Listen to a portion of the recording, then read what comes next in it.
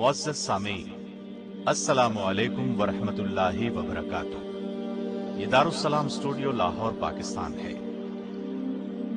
सहाबाए किराम की जमात में मुहाजिरीन और अंसार अफजल हैं। फिर अंसार पर मुहाजिरीन को फजीलत हासिल है और मुहाजिरीन पर अशरा मुबशरा को फजीलत हासिल है।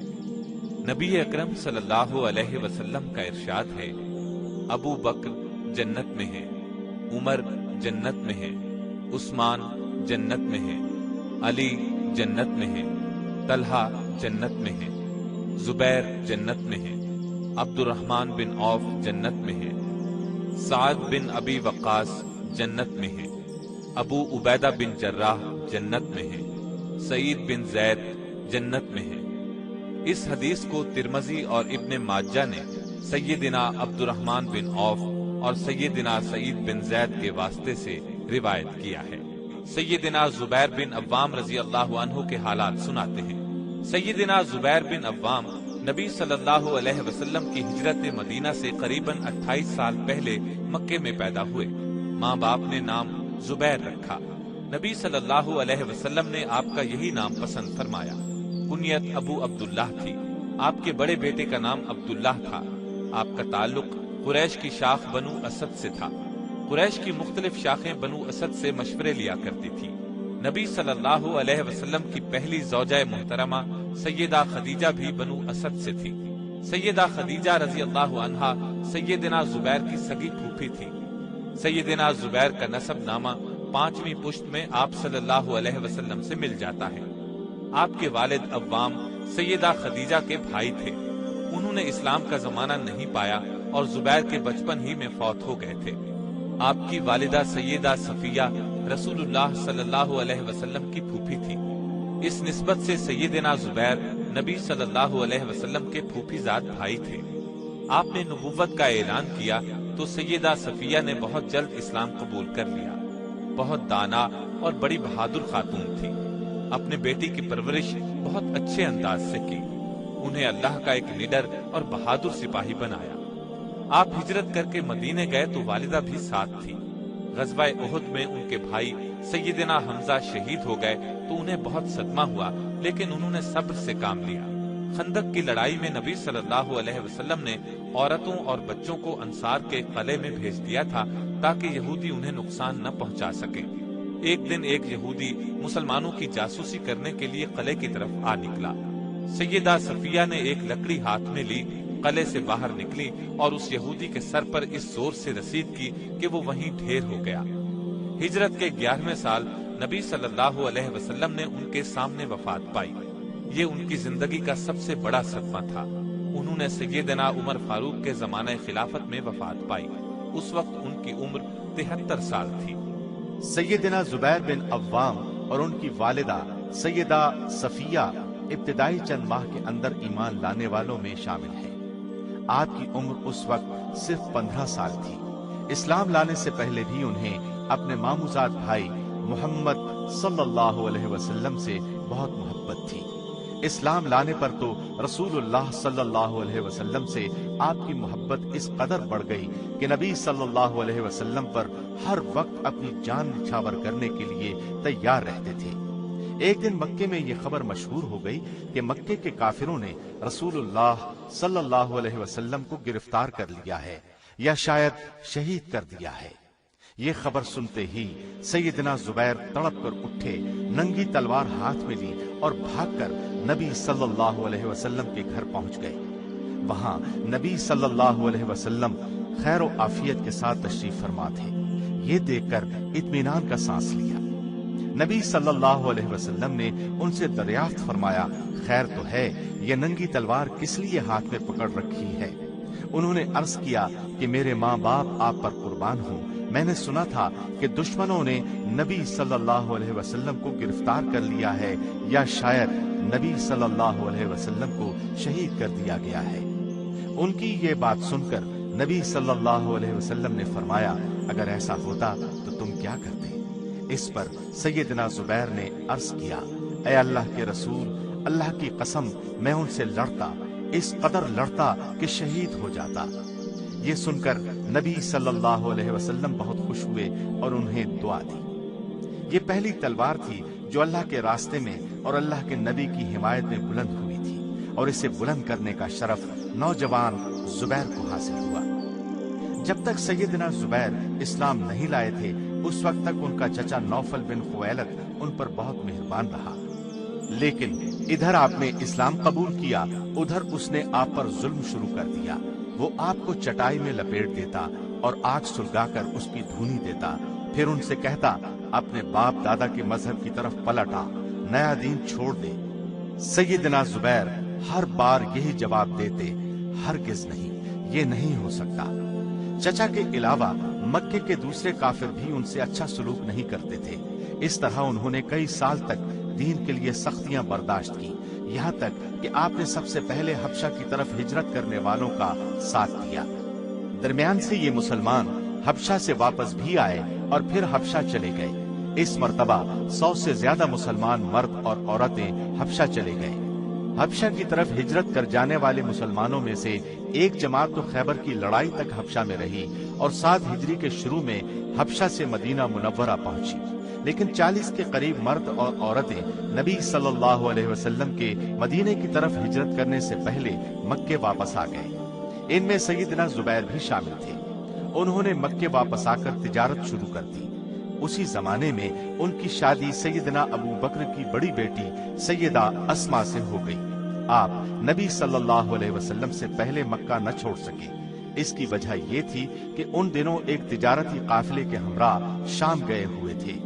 शाम से वापस लौटे तो रसूलुल्लाह सल्लल्लाहु अलैहि वसल्लम सैयदना अबू बकर के साथ मदीने जा चुके थे।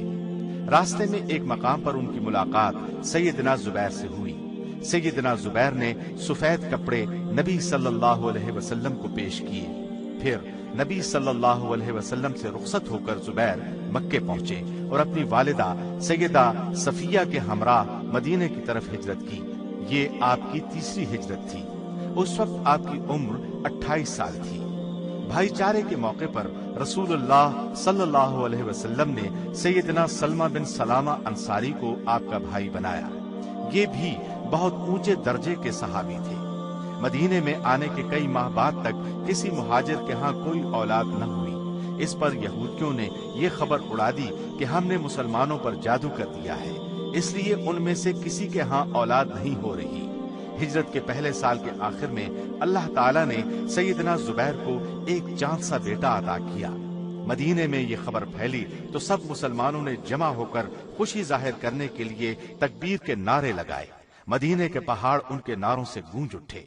यहूदियों के मुंह लटक गए। सैयदा अस्मा बच्चे को नबी सल्लल्लाहु अलैहि वसल्लम की खिदमत में लाई। नबी सल्लल्लाहु अलैहि वसल्लम ने एक खजूर मंगवाई, उसको चबाकर बच्चे के मुंह में डाली, बच्चे के लिए दुआ की। उस बच्चे का नाम अब्दुल्ला रखा गया। बड़े होने पर उन्होंने तारीख में बड़ा नाम पाया।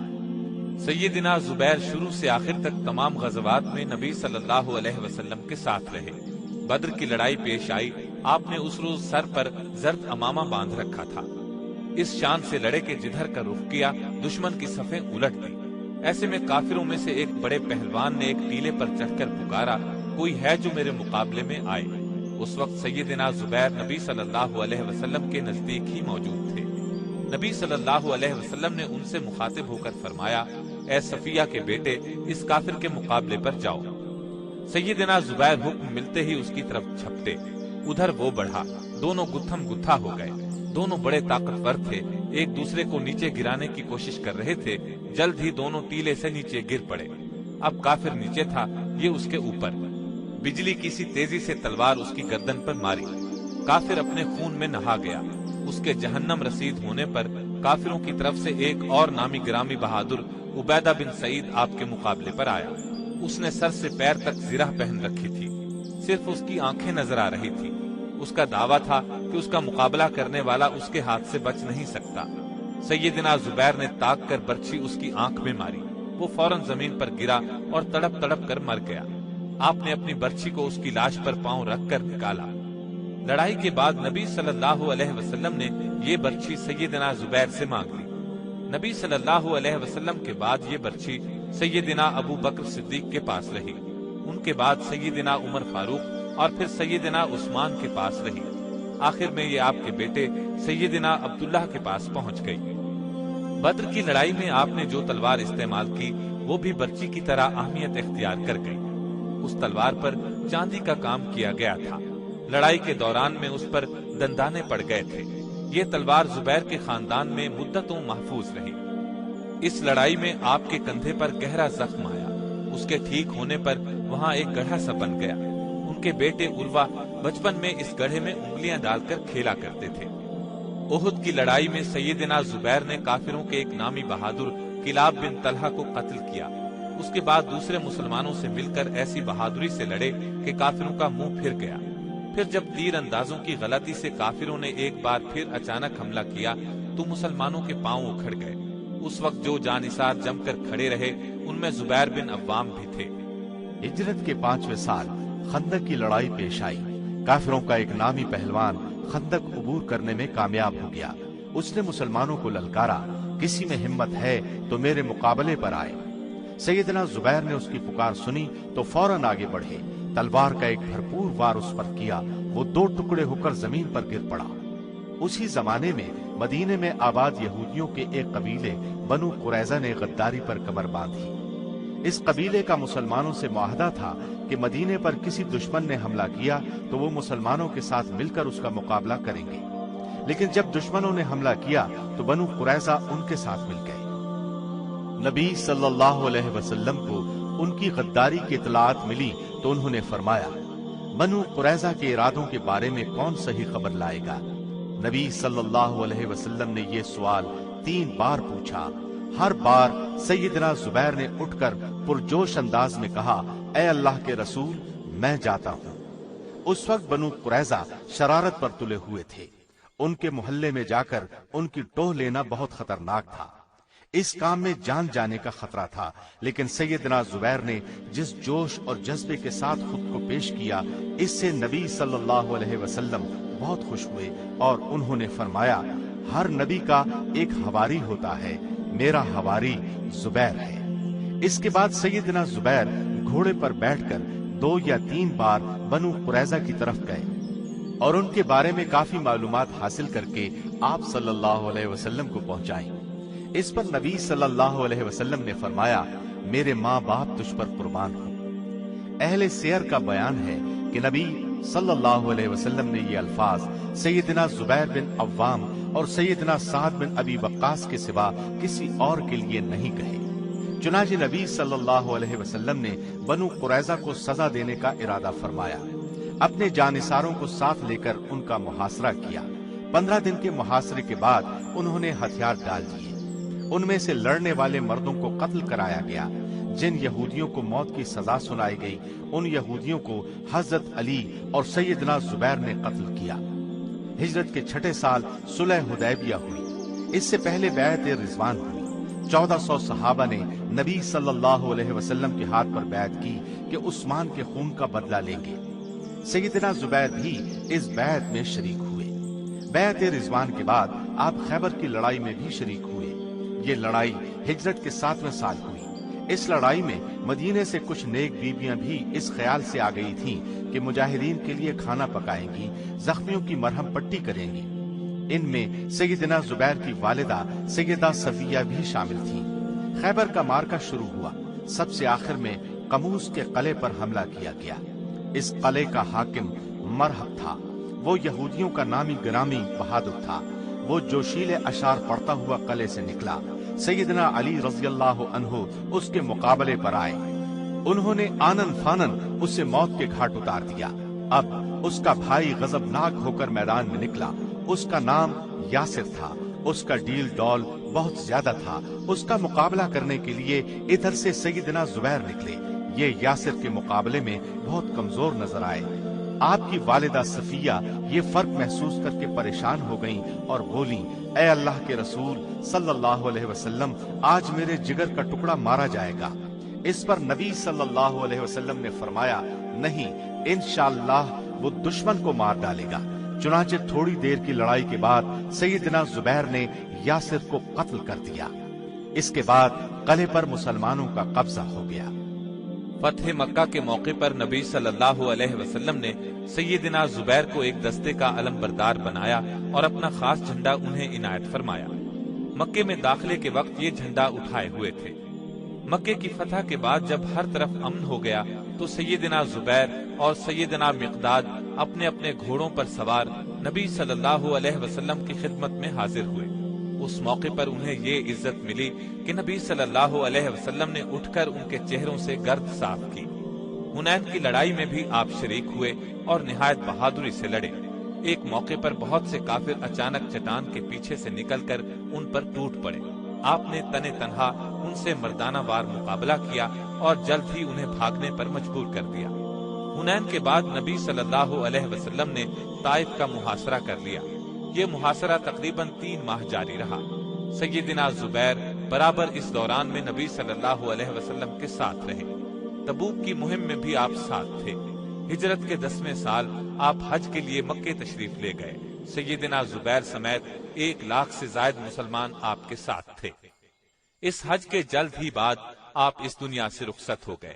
آپ کے بچھڑنے کا غم سیدنا زبیر کو بھی دوسرے صحابہ کی طرح بہت زیادہ ہوا۔ یہ ان کی زندگی کا سب سے بڑا صدمہ تھا۔ اس کے بعد دنیا کے کاموں میں ان کی دلچسپی بہت کم ہو گئی۔ ابو بکر صدیق کی خلافت کا زمانہ آپ نے خاموشی سے گھر بیٹھ کر گزارا۔ پھر سیدنا عمر فاروق کی خلافت میں ان سے اجازت لے کر اپنے بڑے بیٹے عبداللہ کے ساتھ شام کے محاذ پر چلے گئے۔ اسلامی لشکر میں شامل ہو کر جہاد کرتے رہے۔ رومیوں کے خلاف سب سے بڑی لڑائی یرموک کی تھی۔ اس جنگ میں رومی عیسائیوں کی تعداد قریباً 3 لاکھ تھی، جبکہ مسلمان قریباً 40,000 تھے۔ مقابلہ سخت تھا۔ اس جنگ میں سیدنا زبیر نے شاندار کارنامے انجام دیے۔ لڑائی کے دوران ایک موقع پر کچھ ساتھیوں نے کہا، اے ابو عبداللہ، اگر آپ دشمنوں کی صفیں توڑ کر ان کے درمیان سے آگے نکل جائیں تو ہم بھی آپ کا ساتھ دیں گے۔ آپ نے فرمایا، تم میرا ساتھ نہیں دے سکو گے۔ ساتھیوں نے کہا، ہم آپ کے پیچھے رہیں گے۔ اب سیدنا زبیر نے رومیوں پر اس زور کا حملہ کیا کہ صفوں کو چیر کر آگے نکل گئے۔ کوشش کے باوجود کوئی ان کا ساتھ نہ دے سکا۔ جب یہ واپس آنے لگے تو رومیوں کے ایک گروہ نے انہیں گھیر لیا۔ انہوں نے ڈٹ کر ان کا مقابلہ کیا۔ اس مقابلے میں انہیں کندھے پر زخم آئے، پھر بھی ان کے گھیرے سے نکل آئے۔ یہ زخم اتنے گہرے تھے کہ ٹھیک ہو جانے کے بعد گڑھے رہ گئے۔ ایسا ہی ایک زخم انہیں بدر کی لڑائی میں لگا تھا۔ آپ کے بیٹے عروہ بچپن میں ان میں انگلیاں ڈال کر کھیلا کرتے تھے۔ شام کے محاذ پر سیدنا عمرو بن عاص موجود تھے۔ انہوں نے مصر پر چڑھائی کی، چھوٹے چھوٹے شہر فتح کیے۔ ایک قلعہ قصر شمع رہ گیا، وہ بہت مضبوط تھا۔ اس میں مصریوں کی فوج بھی بہت تھی، جبکہ عمرو بن عاص کے پاس فوج بہت کم تھی۔ انہوں نے امیر المومنین سیدنا عمر فاروق رضی اللہ عنہ سے مدد مانگی۔ آپ نے 4000 فوج 4 سالاروں کے ساتھ روانہ کی۔ سالاروں کے نام یہ تھے: سیدنا زبیر، سیدنا عبادہ بن صامت، سیدنا مقداد بن اسود، سیدنا مسلمہ بن مخلد۔ آپ نے عمرو بن عاص کو یہ خط بھی لکھا: ان سالاروں میں سے ہر سالار 1000 سوار کے برابر ہے، اس لیے اس فوج کو 8000 سمجھنا۔ جب یہ فوج عمرو بن عاص کے پاس پہنچی تو انہوں نے سیدنا زبیر کو سپہ سالار بنا لیا، کیونکہ وہ دینی مرتبے کے لحاظ سے سب سے بڑے تھے اور جنگ کے میدان میں بھی اپنا لوہا کئی بار منوا چکے تھے۔ انہوں نے گھوڑے پر سوار ہو کر قلعے کے چاروں طرف چکر لگایا۔ جہاں جہاں مناسب سمجھا مناسب تعداد میں سوار اور پیدل فوج کے دستے بٹھا دیے۔ ساتھ ہی منجنیقوں یعنی پتھر پھینکنے والی مشینوں کے ذریعے سے قلعے پر پتھر برسانے شروع کر دیے، مگر قلعہ پھر بھی فتح نہ ہوا۔ آخر ایک دن آپ کو بہت جوش آیا۔ آپ نے بلند آواز میں کہا، آج میں مسلمانوں پر اپنی جان قربان کرتا ہوں۔ یہ کہہ کر ننگی تلوار ہاتھ میں لی اور سیڑھی لگا کر فصیل پر چڑھ گئے۔ چند اور مجاہدین نے بھی ان کا ساتھ دیا۔ فصیل کے اوپر پہنچ کر سب نے مل کر تکبیر کے نعرے بلند کیے۔ یہ نعرے سن کر قلعے کے باہر موجود لشکر نے اس قدر بلند آواز میں اللہ اکبر کا نعرہ لگایا کہ زمین ہل گئی۔ مصریوں نے سمجھا سارا اسلامی لشکر قلعے میں گھس آیا۔ ان کے ہاتھ پاؤں پھول گئے، وہ بھاگنے کا راستہ تلاش کرنے لگے۔ اتنے میں سیدنا زبیر نے فصیل سے نیچے اتر کر قلعے کا دروازہ کھول دیا۔ پوری اسلامی فوج قلعے میں داخل ہو گئی۔ اب تو مصریوں کی ہمت بالکل جواب دے گئی۔ ہتھیار پھینک دیے اور صلح کی درخواست کی۔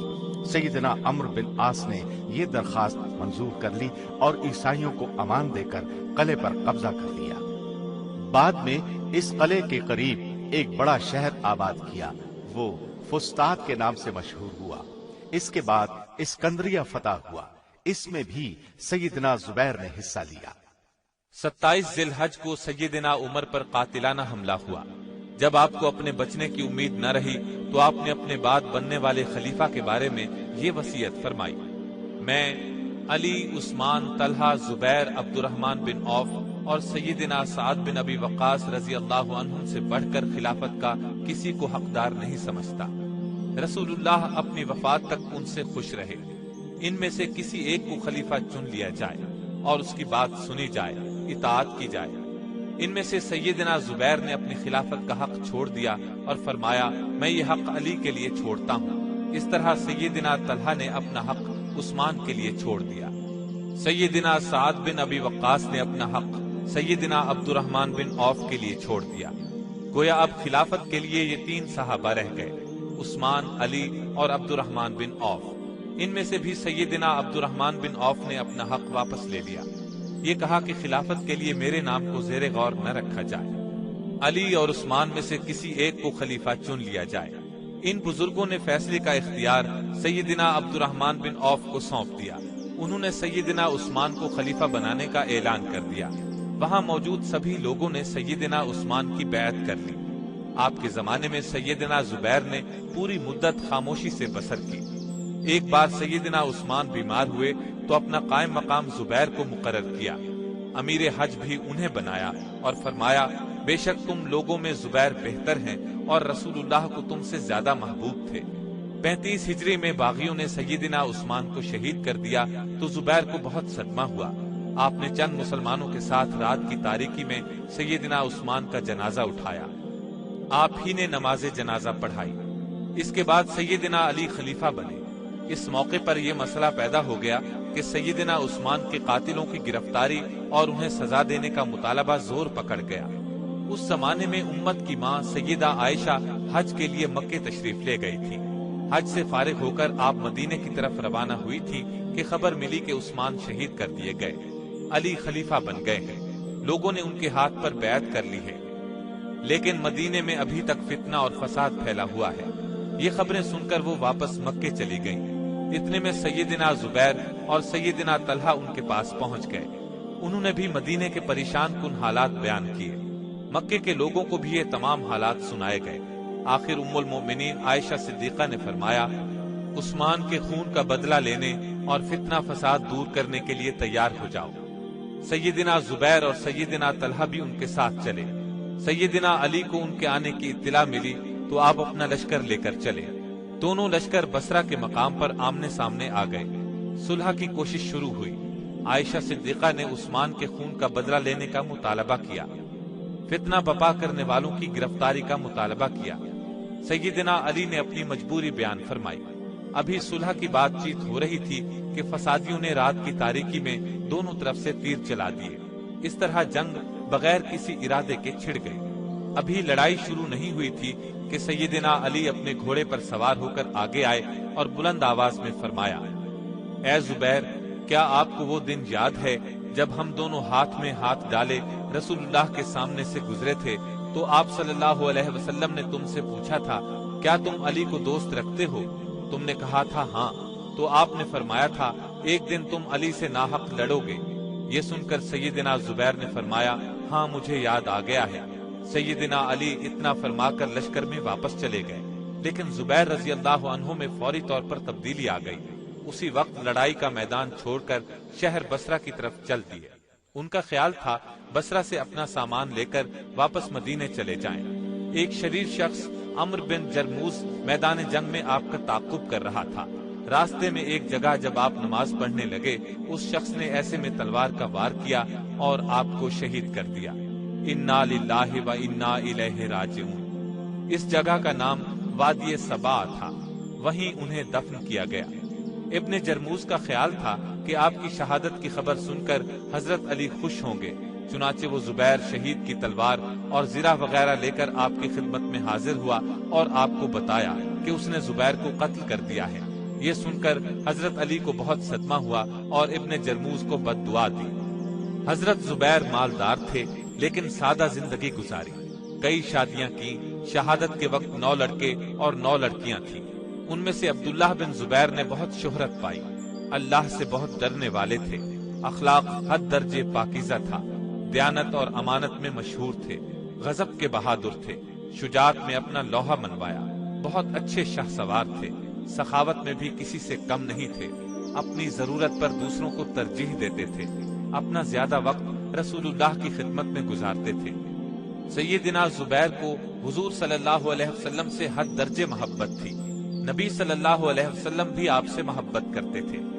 سیدنا زبیر کو بھی دنیا ہی میں جنت کی خوشخبری نبوت کی زبان مبارک سے ملی۔ اللہ کی آپ پر ہزارہا رحمتیں ہوں۔